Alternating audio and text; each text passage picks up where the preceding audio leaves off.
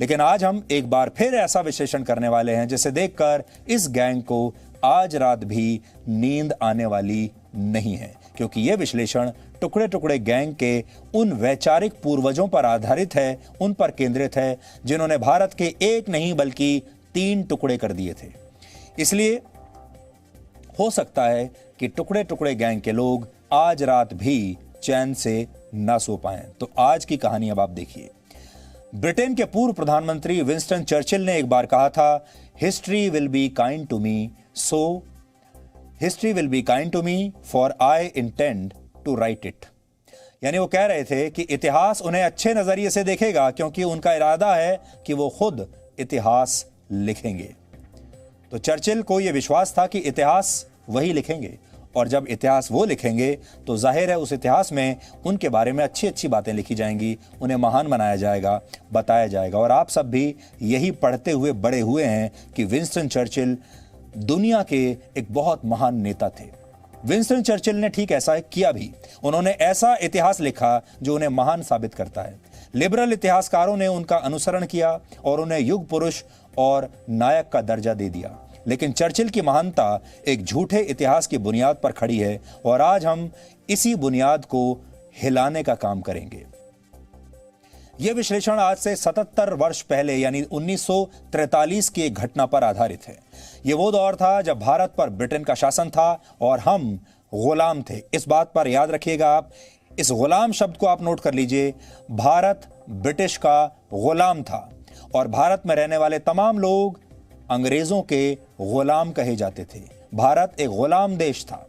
Britain दूसरे विश्व युद्ध में अपने मित्र देशों का नेतृत्व कर रहा था। उस समय ब्रिटेन के प्रधानमंत्री थे विंस्टन चर्चिल, और भारत के वाइसरॉय उस वक्त थे विक्टर लिन्थलिथगो।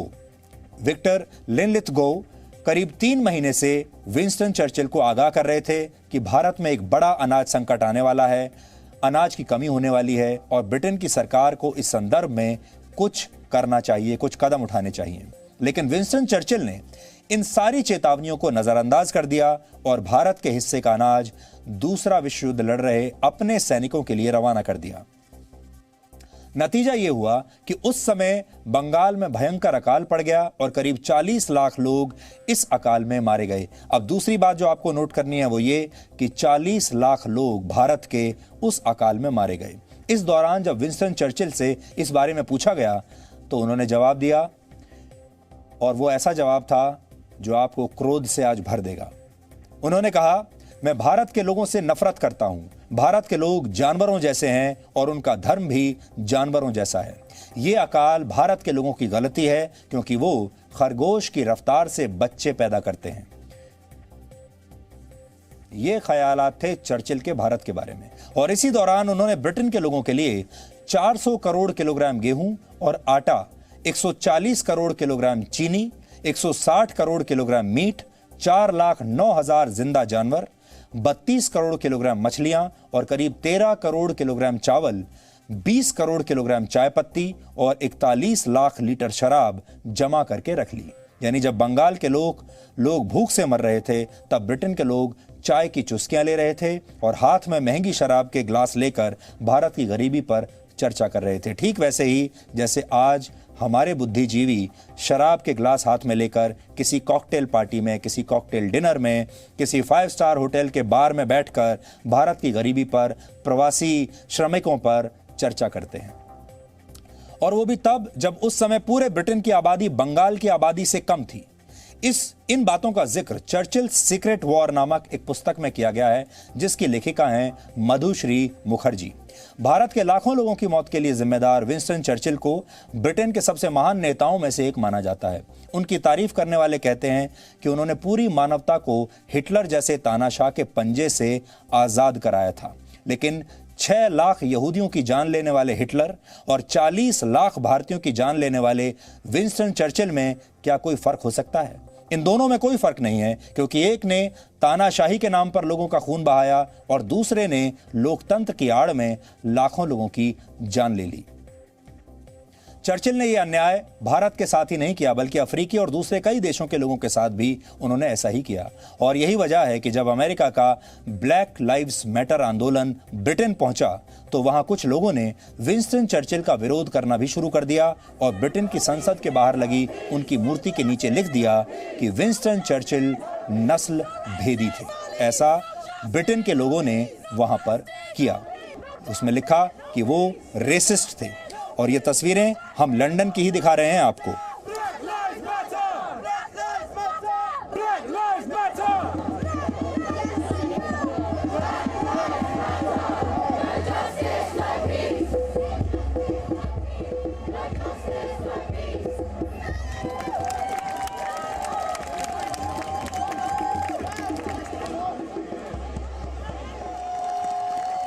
इसी तरह ब्रिटेन के ब्रिस्टल में भी एक व्यापारी की 125 साल पुरानी मूर्ति को कुछ प्रदर्शनकारियों ने उखाड़ दिया और उसे पास की एक नदी में फेंक दिया। यह मूर्ति एडवर्ड कॉल्स्टन की थी जो गुलामों का व्यापार करते थे। माना जाता है कि 17वीं शताब्दी में एडवर्ड कॉल्स्टन ने अफ्रीकी देशों से करीब 84,000 गुलामों को ब्रिटेन के अमीर लोगों को बेचा था और इनमें से करीब 20,000 गुलामों की दर्दनाक परिस्थितियों में मौत हो गई थी। ये उन्हीं की मूर्ति है। इसी दौरान लंदन में लगी एक और मूर्ति को भी हटा दिया गया है और ये मूर्ति रॉबर्ट मिल्गन की थी और वो भी एडवर्ड कॉल्स्टन की तरह गुलामों का व्यापार किया करते थे, गुलामों को बेचा करते थे, खरीदा करते थे। और इसी तरह ब्रिटेन की ऑक्सफोर्ड यूनिवर्सिटी में लगी सेसिल रोड्स की मूर्ति हटाने की भी मांग शुरू हो गई है। सेसिल रोड्स उपनिवेशवादी थे। सेसिल रोड्स के नाम पर ही ऑक्सफोर्ड यूनिवर्सिटी द्वारा प्रतिष्ठित द रोड्स स्कॉलरशिप दी जाती है और अब इसका विरोध भी शुरू हो चुका है। हमारे देश में ऐसे बहुत सारे पत्रकार हैं जिन्होंने रोड्स स्कॉलरशिप ली है, जो ऑक्सफोर्ड में पढ़े हैं और बड़े गर्व से वो ये बात बताते हैं। हैरानी की बात यह है हमारे ही देश के कई पत्रकार इस बात पर घमंड करते हैं कि वो ऑक्सफोर्ड जैसी यूनिवर्सिटी से पढ़कर निकले हैं और इन्होंने रोड्स की दी हुई स्कॉलरशिप का भी फायदा उठाया है और ये अपने आप को रोड्स स्कॉलर कहकर पुकारते भी हैं। लेकिन चर्चिल का विरोध ये लोग नहीं करते, रोड्स का विरोध ये लोग नहीं करते और इनके विरोध में डिग्रियां वापस करने का तो सवाल ही नहीं उठता। क्या ये सारे लोग आज अपनी डिग्रियां वापस करेंगे? क्या ये सारे लोग आज ब्लैक लाइव्स मैटर के लिए तो खड़े हो रहे हैं? हमारे देश के बहुत सारे बुद्धिजीवी ये बात कह रहे हैं कि ब्लैक लाइव्स मैटर के लिए भारत के लोगों को भी आवाज़ उठानी चाहिए। जितने दुनिया में जो रेसिस्ट लोग हैं उनके खिलाफ आवाज़ उठानी चाहिए। लेकिन क्या इन लोगों में ये हिम्मत है कि वो चर्चिल के खिलाफ भी आवाज़ उठाएं? रोड स्कॉलरशिप जो इन्होंने लेकर यहाँ पर आए हैं उसके खिलाफ भी आवाज़ उठाएं और ऐसे सभी संस्थानों के खिलाफ आवाज़ उठाएं जिनका जो पैसा है, जिनकी जो फंडिंग है ऐसे तमाम उपनिवेशवादी लोगों के जरिए से आती है। इसी तरह सैकड़ों लोगों ने ब्रिटेन के श्रूसबरी इलाके में लगी एक मूर्ति को हटाने के लिए एक अभियान चलाया है। यह मूर्ति रॉबर्ट क्लाइव की है। आप में से जिन लोगों ने इतिहास पढ़ा है वो जानते होंगे रॉबर्ट क्लाइव कौन है। रॉबर्ट क्लाइव बंगाल प्रेसिडेंसी के पहले गवर्नर थे और उन्होंने क्लाइव ऑफ इंडिया के नाम से भी उन्हें जाना जाता है। रॉबर्ट क्लाइव 1757 से 1760 तक अपने पद पर रहे और ईस्ट इंडिया कंपनी के लिए काम करते हुए उन्होंने भारत के लोगों पर न सिर्फ बहुत सारे अत्याचार किए बल्कि कई तरह के टैक्स भी लगाए और किसानों को जबरदस्ती ऐसी फसलें उगाने के लिए कहा जिनसे कई वर्षों तक अकाल जैसी स्थितियां पैदा होती रही हमारे देश में। उस रॉबर्ट क्लाइव की मूर्ति भी हटाने की मांग इस समय लंदन में चल रही है, लेकिन हमारे देश में नहीं चल रही, जो कि उनका गुलाम रहा है। जिस देश ने इन अंग्रेजों को भुगता इतने वर्षों तक, उस देश के बुद्धिजीवी आज भी इन लोगों को पूजते हैं और इन्हें अपना वैचारिक पूर्वज मानते हैं। जब अंग्रेज भारत आए थे तब दुनिया की जीडीपी में भारत का हिस्सा करीब 22% हुआ करता था, लेकिन जब अंग्रेज भारत से गए तब तक यह हिस्सेदारी घटकर 22% से घटकर सिर्फ 4% रह गई थी। कोलंबिया यूनिवर्सिटी द्वारा प्रकाशित एक रिपोर्ट के मुताबिक 1765 से 1938 के बीच ब्रिटेन ने भारत के हिस्से के करीब 3,400 लाख करोड़ रुपए लूट लिए या हड़प लिए, या आप ये भी कह सकते हैं कि यह पैसा ब्रिटेन ने भारत से चुरा लिया। यह ब्रिटेन की आज की अर्थव्यवस्था का करीब 17 गुना है, अमेरिका की अर्थव्यवस्था का दुगना है और चीन की अर्थव्यवस्था का करीब 3 गुना है। सोचिए भारत किस स्थिति में था जब अंग्रेज आए थे, जबकि आज भारत की अर्थव्यवस्था चीन से करीब 5 गुना कम है। यानी अंग्रेजों ने न सिर्फ भारत में फूट डालो और राज करो की नीति पर काम किया, बल्कि लाखों लोगों की जान भी ले ली। देश को धर्म, जाति और रंग के आधार पर बांट दिया, गुलामों की तरह हमारे साथ व्यवहार किया, राजा महाराजाओं को अपना गुलाम बना लिया। हिंदू और मुसलमानों के बीच नफरत की दीवार सबसे पहले इन्हीं अंग्रेजों ने खड़ी की थी और सोने की चिड़िया कहलाने वाले भारत को पूरी तरह से कंगाल कर दिया था। जिन अंग्रेजों ने भारत के लोगों के साथ इतने अत्याचार किए, क्या उन अंग्रेजों के नाम का कोई भी प्रतीक चिन्ह, कोई भी स्मारक, कोई भी इमारत, कोई भी म्यूजियम, कोई भी पार्क, कोई भी सड़क या कोई भी शहर इस देश में होना चाहिए? क्या जब आप इन सारी चीजों को देखते हैं तो आपको ये अपनी धरोहर लगती हैं?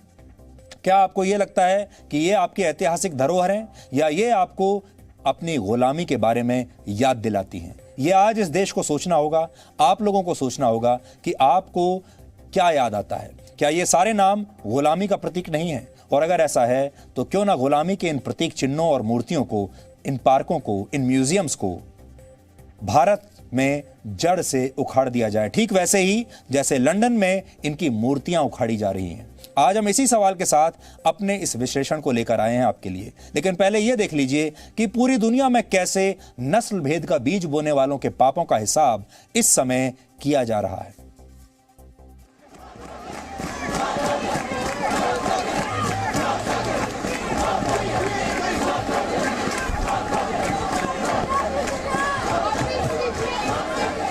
पूरी दुनिया में नस्ल भेद और गैर बराबरी के खिलाफ प्रदर्शन हो रहे हैं,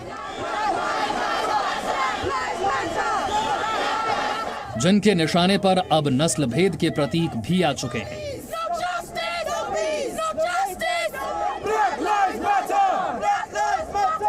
रंग भेद के प्रतीक रह चुके बड़े बड़े नामों की मूर्तियां और प्रतिमाएं गिराई जा रही हैं।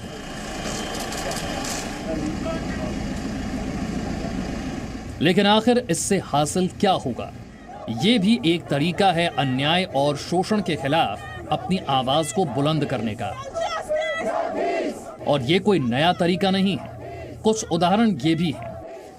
वर्ष 2003 जब अमेरिकी सेना इराक में घुसी तो बगदाद में सद्दाम हुसैन की प्रतिमा को उखाड़कर सड़क पर फेंक दिया गया।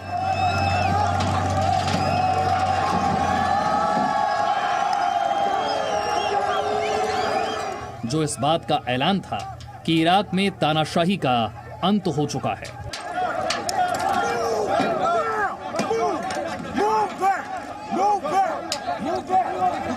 अब दूसरी तस्वीर देखिए। अफगानिस्तान, वर्ष 2001 तालिबान ने बामियान बुद्ध की प्रतिमा को ध्वस्त कर दिया और उसके बाद वहां आतंक की नई इबारत की शुरुआत हुई। ये तालिबानी सत्ता का शंखनाद था। यानी किसी मूर्ति का गिराया जाना सिर्फ क्रांति का प्रतीक नहीं होता, बल्कि नए इतिहास की शुरुआत का प्रतीक भी होता है। और इस वक्त दुनिया में ऐसा ही इतिहास लिखा जा रहा है।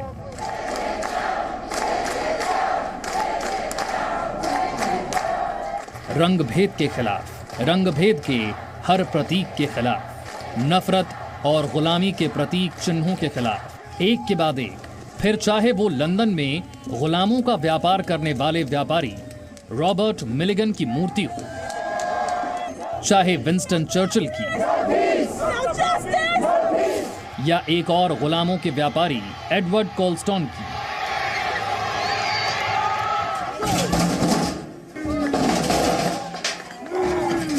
जिसे प्रदर्शनकारियों ने पहले गिराया और फिर नदी में बहा दिया। ये तस्वीरें बताती हैं कि अब दुनिया ना तो नस्ल भेद को बर्दाश्त करने के लिए तैयार है और ना ही नस्ल भेद के प्रतीकों को। ब्यूरो रिपोर्ट, जी मीडिया।